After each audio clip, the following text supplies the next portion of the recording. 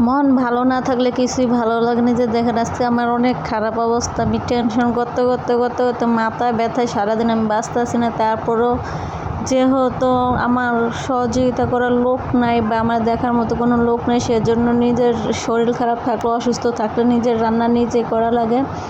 Hello guys, কী অবস্থা? আশা করি সবাই ভালো আছেন, আমিও ভালো আছি।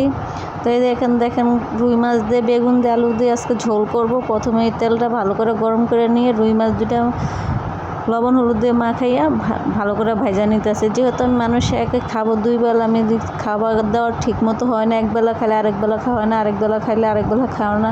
এতে দেখেন আর দুপুরকার খাবার খেয়েছি, বিকেলে রাত্রে আর খাওয়া হবে না। সেজন্য অতটা বেশি রান্না করি না। ঘরে কোনো এই 2টাই মাছই আসলে, আর কোনো বাজারঘাট নাই।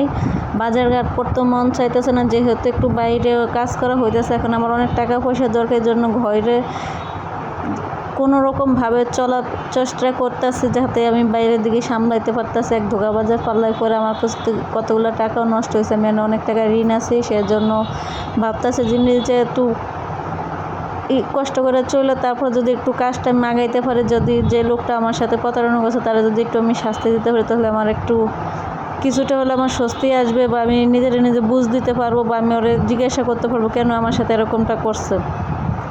তো এখন মাছগুলো ভাজাভাজি শেষ হওয়ার পেঁয়াজগুলো ভাজা নিছি, নিয়ে ভালো করে ব্রাউন কালার করে নিয়ে কথা বলতে গেতেছে। দেখেন তারপর ভালো লাগছে, মাথা ব্যথায় বাঁচতেছে না। তারপর যেহেতু আমার প্রফেশনাল কাজ, সেজন্য ভিডিও ছাড়াই লাগে। তারপরে যে রিং বেশিরভাগ হয়ে গেছে, আমি ভিডিও ছাড়া হয় না ঠিক মতো। জানি না আমার এই জার্নিটা আমার কতটুকু যাবে, করতে পারবো না পারবো আমি এখনও শিওর না। তারপরও যতটুকু পারতেছে অতটুকু করতেছে। যেহেতু আমার এই নতুন অবস্থায় এতটা দুঃসময় যাইতেছে, খারাপ সময় যাইতেছে, তারপর আমি প্রতিদিন ভিডিও দিতে পারতেছি না। মাঝে মাঝে দিই, মাঝে মাঝে দিতে পারি না। যেহেতু মন মেজাজ যদি ভালো না থাকে, তাহলে কোনো কিছুই ভালো লাগে না।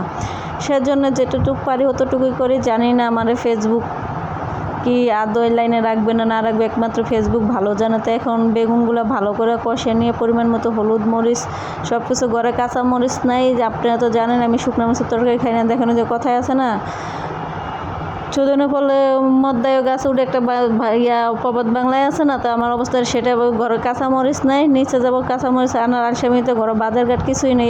2টা বেগুন আসলো, সেজন্য একটা বেগুন দিয়েছি, আর একটা বেগুন থুয়া দিছি, আর গুঁড়া মরিচ দিয়ে আজকে রান্না করছি। তো আজকের রান্নাটা আমার কেমন হয়েছে অবশ্যই কমেন্টস করে জানাবেন। পরবর্তী ভিডিও আবার আরেকটা নিয়ে চলে আসবো। তো আজকে এই পর্যন্তই, আল্লাহ হাফেজ। জানি না আমার ভিডিও আপনাদের কতটুকু ভালো লাগছে। তাই যে আমার যে কাজ যেটাই করা লাগতেছে, রান্নাবাড়া শেষ হলে আমার যে একটা কাজ বদ অভ্যাস, চুলাটা মুছা লাগে। আমি রান্নাবাড়া করে সাথে সাথে চুলা মুছা ফেলে, নাহলে আমার ভালো লাগে না।